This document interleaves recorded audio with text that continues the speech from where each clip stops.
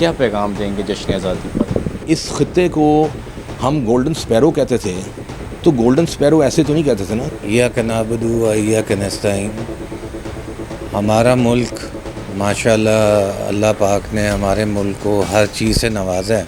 मैं नहीं समझता कि पाकिस्तान जो है ना एक गरीब मुल्क है, तो हमें चाहिए कि हम अपनी कौम पर इन्वेस्टमेंट करें। अल्लाह ने पाक फ़ौज को हमें कौम बहैसियत कौम हमारा सर बुलंद हुआ पूरी दुनिया में। बिस्मिल्लाहिर्रहमानिर्रहीम। अस्सलाम वालेकुम। मैं हूं Abdul Hannan Chaudhary, PNN digital media TV से। पाकिस्तान का 78वां यौम आज़ादी है। इस यौम आज़ादी पर आज हम ब्रांडथ रोड पर मौजूद हैं। ब्रांडथ रोड पर एक बहुत ही आला तालीम याफ्ता और ताजर बरादरी में हर दिल अज़ीज़ नाम ऐसा भी है जिन्होंने बेलाग और बेबाक अंदाज में हमेशा ब्रांडथ रोड की तर्जुमानी की है। शेख सज्जाद अफजल साहब, साबिक़ इसी member Lahore chamber of commerce, और यहाँ हमारे साथ मौजूद हैं एग्जीक्यूटिव बोर्ड मेंबर प्याफ शेख अब्दुल मन्नान साहब, जो हमेशा बड़ी जुर्रत के साथ ब्रांडथ रोड के ताजों के हकूक़ की नुमाइंदगी करते हैं। शेख सज्जाद साहब से पहले हम बातचीत कर लेते हैं। शेख साहब, 78वां पाकिस्तान के यौम आज़ादी है, क्या पैगाम देंगे जश्न आज़ादी पर? शुक्रिया। मेरी तरफ से पूरी कौम को 78th इंडिपेंडेंस डे जो है ना वो मुबारक हो। देखें जी, हम तो यही समझते हैं कि आज़ादी जो है ना, थोड़ा सा हमने उसका मतलब ज़रा गलत ले लिया। आज़ादी तो ये थी कि हमने इंडिया से 2 नेशन थ्योरी की बेस के ऊपर हमने ये अलहदगी ली थी, ताकि हम इस मुल्क को, इस कौम को एक मुनफरिद एक नज़रिए पे ये जो है मुल्क हमने अलहदा किया था। तो एक नज़रिए के ऊपर हम इसको चलाना था। तो इस्लाम नज़रिया क्या था? एक इस्लामिक आइडियोलॉजी, एक इस्लामिक मुल्क का, जहाँ पर सही जो है ना उसके कानून का नफाज हो सके। जो कायदन मोहम्मद अली जिन्ना ने बात की थी कि हमारा कानून जो था ना वो तो 1400 साल पहले वाला ही कानून था, तो असल में तो हमें उस कानून का नफाज करना था। हम इसमें कोई शक नहीं, परचम कुशाई करते हैं और नारे मतलब फिर हम पाकिस्तान के हक़ में नारे भी लगाते हैं, फिर हम मिली नगमे भी गाते हैं। ये सब बातें ठीक हैं, ये जोश दिलाने वाली बातें हैं, सब कुछ ठीक है। लेकिन असल जो हमारा मकसद था वो हमें ये था कि हम यहाँ पर चूँकि जो हम इतने बड़े इंडिया में रह रहे थे, तो वहाँ से अब जो है ना हमें हमारे उनके ट्रेडिशंस जो थे वो चूँकि डिफरेंट थे, तो हमें अपने ट्रेडिशंस के मुताबिक इस मुल्क में कानून जो थे ना बनाने थे, ताकि हमारी ज़िंदगियों को, जो एक ऊपर से लेके नीचे तक जितना भी तबका है, उनकी ज़िंदगियां जो है ना वो कम से कम आसान बनाई जाती और ऐसी बनाई जाती कि लोग ख़ुद यहाँ पर उस सिस्टम को देख के आते। अगर उस सिस्टम के अंदर हमें कोई ग्रोथ ओरिएंटेड पॉलिसीज़ वगैरह बनानी थी, जिनको देख के यहाँ पर आके लोग इन्वेस्टमेंट करते। लेकिन समहाउ हमारी इन्वेस्टमेंट जो थी वो फॉरेन डायरेक्ट इन्वेस्टमेंट जो हैं वो हमारी कुछ अरसे से करीबन को 20% तक हमारी डाउन हुई है। हमने काफ़ी हद तक इन्वेस्टमेंट्स हमारी डाउन, वजह ये थी कि हमने मर्सिडीज़ बेंज तो ख़रीद ली, लेकिन जो कि आज अगर लेने जाएं तो एक सेकंड हैंड मर्सिडीज़ जो है वो एक होंडा की कीमत में मिल जाती है। लेकिन मामला ये है कि उसकी मेंटेनेंस भी होती है, उसकी मेंटेनेंस कॉस्ट है एक। तो हमने पाकिस्तान तो ले लिया था, लेकिन हमने उसके अंदर पॉलिसीज़ बनानी थी। हमें उसमें ऐसी पॉलिसीज़ बनानी थी जिसके लिए जो एक आम आदमी था ना उसके अंदर ग्रोथ पैदा हो। तो जब देखें लोग पावरफुल होंगे, जब HRM के अंदर इन्वेस्टमेंट होगी ह्यूमन रिसोर्स मैनेजमेंट में, तो फिर उससे लोग पावरफुल होंगे। जब लोग पावरफुल होंगे तो जो लोकल लोग हैं वही इन्वेस्टमेंट करेंगे। तो जब लोकल लोग इन्वेस्टमेंट करेंगे तो ज़ाहिर है फॉरेनर्स भी देखेंगे, तो वो भी आके इन्वेस्टमेंट करेंगे। अगर इस खित्ते को हम गोल्डन स्पैरो कहते थे, तो गोल्डन स्पैरो ऐसे तो नहीं कहते थे ना, क्योंकि यहाँ पर देखें मेरा तो दुनिया में बहुत सारे मुल्कों में जाना हुआ, तो वहाँ पर मैंने बहुत सारे मुल्कों में ऐसा देखा कि जो लोग टिन फ्रूट खाते हैं, तो हमारे पास तो फ्रेश फ्रूट मिलता है, हमारे पास ऐसी ऐसी चीज़ें मिलती हैं जो लोगों को मुहैया ही नहीं है, लेकिन उनको हमें आगे लेके आना था।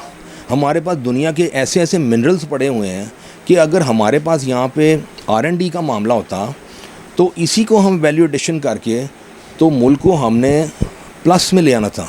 मैं नहीं समझता कि पाकिस्तान जो है ना एक गरीब मुल्क है। असल में पाकिस्तान के अंदर जो है ना वो हमने एक माहौल नहीं पैदा किया जो रिसर्च ओरिएंटेड माहौल था। हम इसी चीज़ों को लेके देखें, बांग्लादेश ने क्या किया, वो आपसे वो कॉटन लेता है और धागा लेता है और धागे को वैल्यू एडिशन करके तो एक्सपोर्ट करता है। अब तकरीबन हर मुल्क को देख लें, चाइना की तरक्की किस तरह हुई है उसकी आप अगर देखें तो उन्होंने भी आज से कुछ यानी 40 साल पहले उन्होंने भी अपनी कौम के ऊपर इन्वेस्टमेंट की थी, कौम को बेहतर बनाया था, कौम को कौम बनाया था। मैं एक चीज़ पढ़ा था कि देखें, एक चीज़ होती है रिवील्ड नॉलेज, एक चीज़ होती है एक्वायर्ड नॉलेज। रिवील्ड नॉलेज जो होती है ना वो ये है कि जो अल्लाह ताला ने आपको दी है या जो अंबिया को वही के ज़रिए आई। और दूसरी चीज़ जो है ना वो है एक्वायर्ड नॉलेज। एक्वायर्ड नॉलेज वो है जो हम आम जो बुक्स वगैरह जो किताबें वगैरह पढ़ते हैं, जो हम दुनिया की जो टेक्नोलॉजीज़ की जो नॉलेज है, जब तक ये दोनों ब्लेंड नहीं होंगी उस वक्त तक इस मुल्क में जो है ना देखें उस वक्त तक ना कोई आप शख्सियत डेवलप नहीं कर सकते। तो जब तक अल्लाह ताला की तालीमात उस बंदे के अंदर नहीं जाएंगी कोई चीज़ डेवलपमेंट नहीं होगी। खाली दुनियावी आप चीज़ें ले लें तो वो तो फिर एक दज्जालियत है जो हो चुकी है। और ये बहुत सारी जगह पे मैंने बहुत सारे उल्मा की जो तफसीरें हैं उसमें मैंने ये चीज़ देखी कि खाली अगर आप दुनियावी नॉलेज ले लेंगे तो वो फिर एक दज्जालियत है। तो हमें चाहिए कि हम अपनी कौम पर इन्वेस्टमेंट करें और कौम को कौम बनाएं, ताकि कौम जब बनेगी तो वो ख़ुद ही सड़कें भी बना देगी, पुल भी बना देगी, बाकी चीज़ें भी बना देगी। आप देखें, अभी कुछ अर्सा पहले मैंने अर्जेंटीना की मिसाल देखी तो एक लीडर ने वहाँ पर 211% उनकी इन्फ्लेशन थी, 211%। और उस इन्फ्लेशन को उन्होंने कुछ सालों में 2-3 सालों के अंदर उसको 45% पे ले आया। 211%, 211% इन्फ्लेशन से 45% पे वो इन्फ्लेशन लेके आया। और इस वक्त उनकी जो है 7.5% ग्रोथ रेट है। तो देखें, पाकिस्तान के पास तो बहुत सारी चीज़ें हैं, बहुत सारे मिनरल्स हैं, ज़राअत का हमारा इतना बड़ा है, लेकिन हमें अनफॉर्चुनेटली हमारे पास ना उसकी पॉलिसीज़ नहीं है और रैंडम पॉलिसीज़ हम बनाते हैं, जिसकी वजह से ना इस मुल्क में जो टैक्स इकट्ठा होना है ना वो टैक्स इकट्ठा हो नहीं पाता। और हमें चाहिए कि हम इस मुल्क का शुक्र अदा करें कि हमें ये मुल्क मिला है, क्योंकि ये जो है ना, ये जो मुल्क हमें मिला है, जो ख़ित्ता में मिला है, ये हर एक को नहीं मिलता और ये हम बड़े ब्लेस्ड हैं। और अगर मेरी एक और लोगों से है कि कुरान के अंदर ना सूरत सबा को पढ़ा जाए, और सूरत सबा जो है वो आपको बताएगी कि उस वक्त के लोगों के अंदर उनके पास भी बड़े अच्छे इंजीनियर्स थे, डैम्स थे, अनाज था, लेकिन हुआ ये था कि शुक्र उन्होंने नहीं किया था, उन्होंने शुक्र नहीं किया था और उन्होंने फिर अल्लाह ताला के साथ नाफरमानी की थी और फिर उनके साथ जो हुआ था वो कुरान में लिखा हुआ है। तो मैं दोबारा सबको मुबारकबाद देता हूँ। अल्लाह ताला करे इस मुल्क को हम आगे लेके जाएं, ये हमारी दुआ है। शुक्रिया। एग्जेक्टिव बोर्ड मेंबर प्याफ शेख अब्दुल मनान साहब हमारे साथ मौजूद हैं। मनान भाई, शेख सज्जाद साहब ने बहुत इल्मी बातें की हैं। आप भी 4th जनरेशन है इस ब्रांडथ रोड पर। जश्न आज़ादी है, जश्न आज़ादी पर क्या पैगाम देंगे और ब्रांडथ रोड के हवाले से क्या कहना चाहेंगे?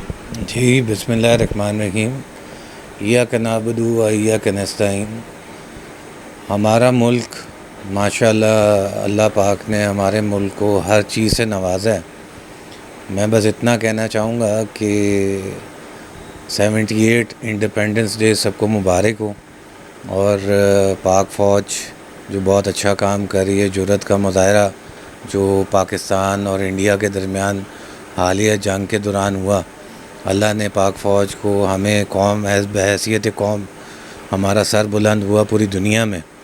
बस इतना कह के आपसे इजाज़त चाहूँगा। पाक फ़ौज जिंदाबाद। एग्जेक्टिव बोर्ड मेंबर पे आप शेख अब्दुल मनान साहब और साबिक़ इसी member Lahore chamber of commerce Sheikh Sajjad Afzal साहब हमारे साथ गुफ्तगू कर रहे थे। सज्जाद भाई ने जो बातें की हैं ये बड़ी ही एक तलख़ हकीकत है। इस पाकिस्तान को तरक्की की शाहराह पर गामज़न करने की ज़रूरत है। मनान भाई की फैमिली भी 1940 से ब्रांडथ रोड पर है। सज्जाद भाई की फैमिली भी बहुत एक तरीना अरसे से ब्रांडथ रोड से वाबस्ता है।